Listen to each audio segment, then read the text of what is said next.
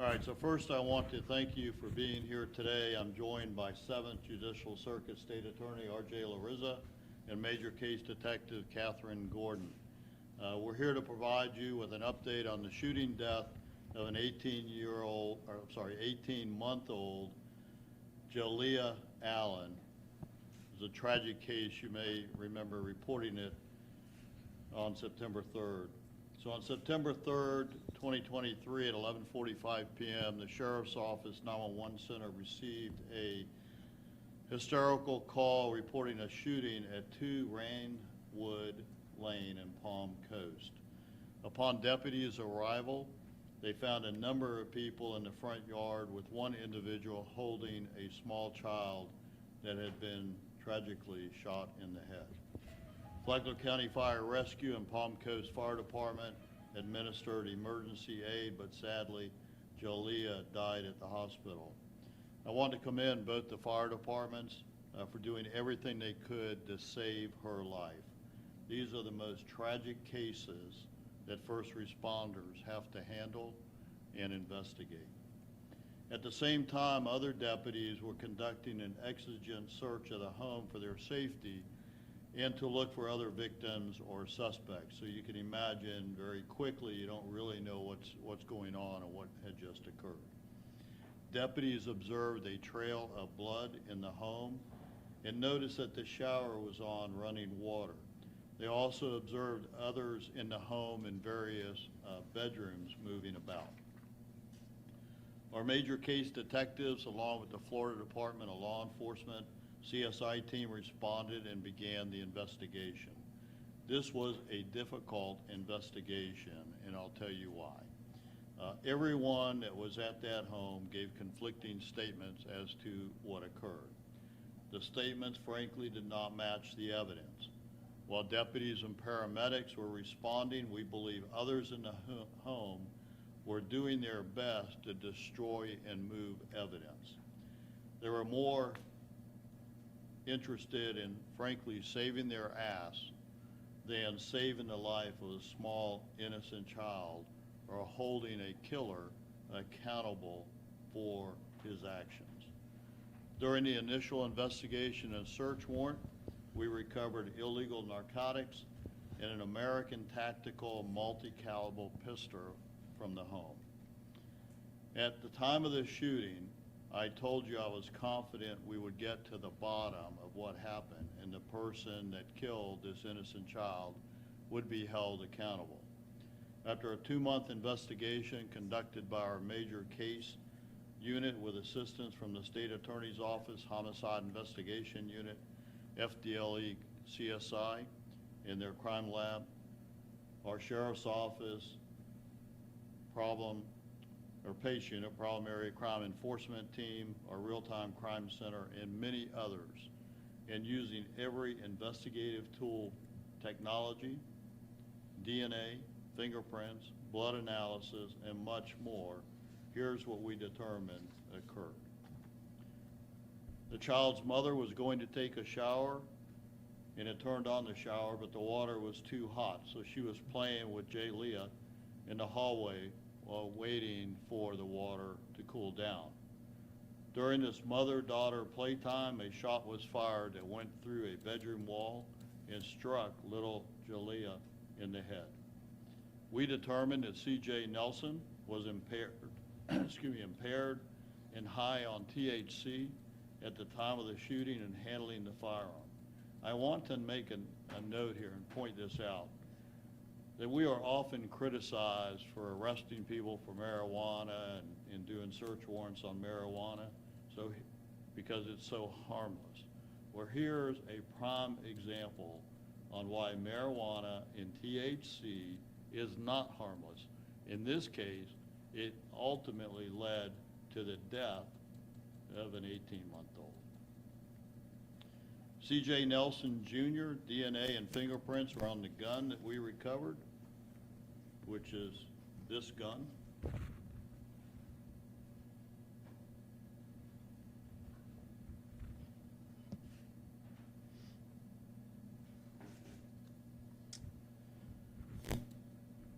We determined during the investigation, we found social media posts of C.J. Nelson holding the gun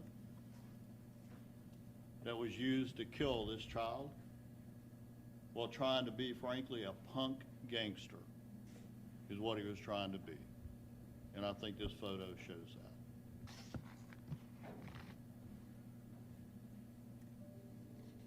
Using other investigative measures, we were able to determine that C.J. Nelson Jr. had been handling the gun and showing it off in the bedroom when it discharged.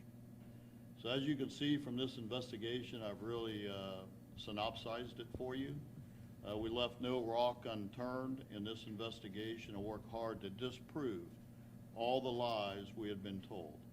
I commend our major case unit and lead detective Gordon, her partners, and our other agencies that assisted us for their help investigating this case.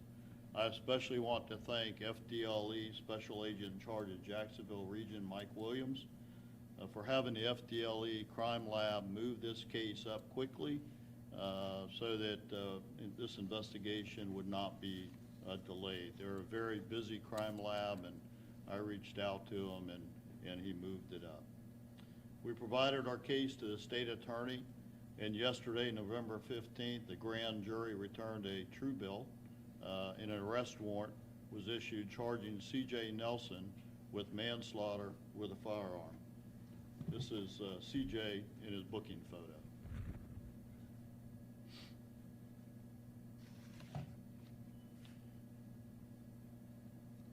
So he was charged with manslaughter with a firearm. He had actually been arrested. He was actually arrested last night on this warrant at the Sheriff Perry Hall Inmate Detention Facility by Detective Gordon, where he had been held since the night of the shooting.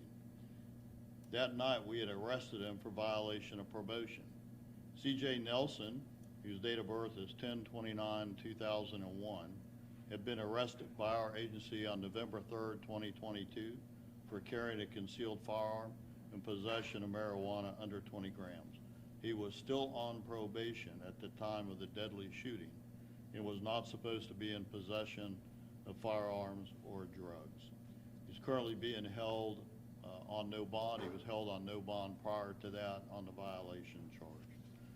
So that is a synopsis of a slightly over 2-month investigation by our team, and I'd now like to turn it over to our state attorney, R.J. Lorenzo. Thank you, Sheriff. I'm a little short, so I'll pull them down a little bit.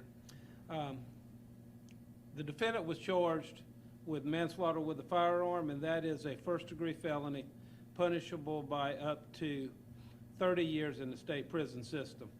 Manslaughter is different than second-degree murder or first-degree murder. It doesn't require an intentional shooting, but it does require gross negligence or culpable negligence, and that's what we believe the facts indicated in this particular case. We will move forward now that the indictment has been filed. The defendant will go through the process and either enter a plea or have a trial regarding the charges.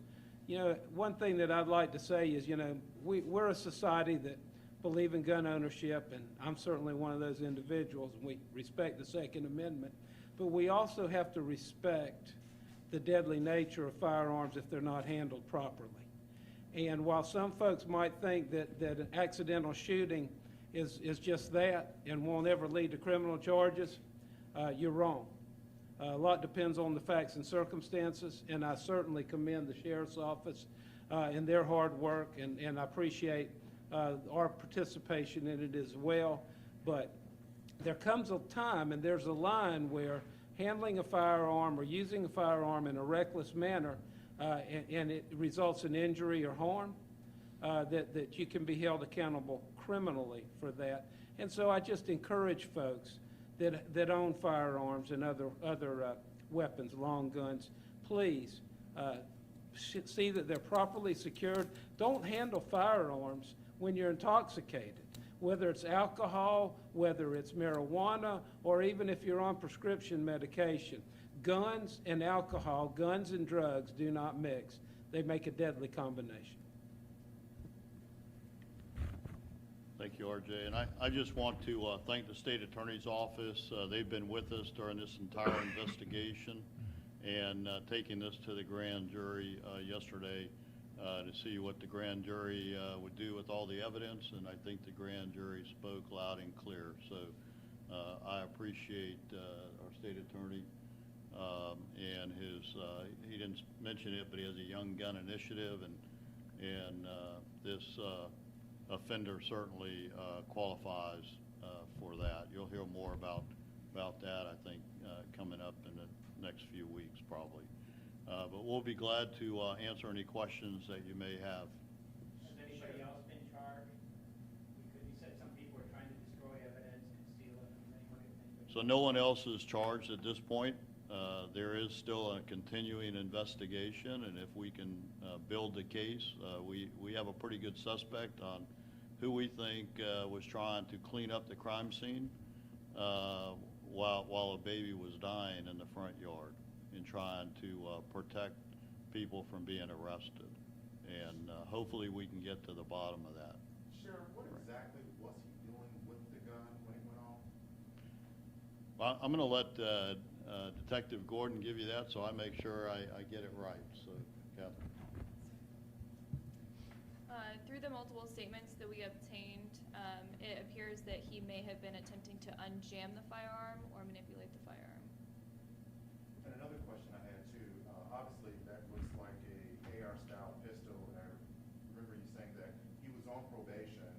I'm assuming it's felony probation, which meant he was not supposed to be in possession of a firearm to the get-go. Has there been any testing done to find out if that gun was stolen or if it's been used in other crimes? So the firearm itself was tested by the FDLE crime lab. It's not reported stolen. That doesn't mean it isn't stolen, because so many people get guns stolen, they report it, but they don't have a serial number. This gun was a multi-caliber gun, I think someone said? Correct. So it's a very unique gun. Is it still here? So it can handle, it's probably one of the reasons why it jammed, because it can handle different caliber size of ammunition, from something very small to something very big. So it's a very unique gun. Frankly, it's not a gun that I would own, just for that reason. I don't want a gun that can jam. But if you're trying to be a dirtbag and pretend that you're a gangster and stuff, you want something that looks pretty mean, and whatever ammo you can find laying around, it would fire it. Was Nelson related to Julia at all? Was it related to the child? Not that I'm aware of, right? He is the uncle of the victim. What were all the people doing in the house? I mean, did they all live there? So most of them live there. Most of them quickly moved out after this incident. It was a rental house. And during the time of the incident, most of them were outside. After the incident, they went outside. If you listen to the 911 calls and what the deputies found when they got there, is pretty chaotic scene. But surprisingly, there were some people still inside the house that were coming out of different bedrooms and going into different bedrooms and trying to contaminate, destroy the evidence. We believe some evidence was removed, those kind of things. How much THC was detected in the suspect's blood, and were there any other drugs, legal or otherwise, that were found in the system? So we did do a blood draw with a search warrant on the suspect.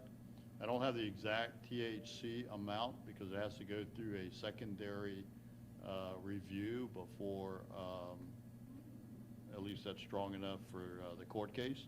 What I can tell you is that it was described to me as there was a significant amount of THC in his system that clearly could provide impairment. And any other substances detected? Not that I'm aware of. Was that his gun? Yes. Has he ever admitted to any of it, or just the evidence that speaks for itself? The evidence speaks for itself.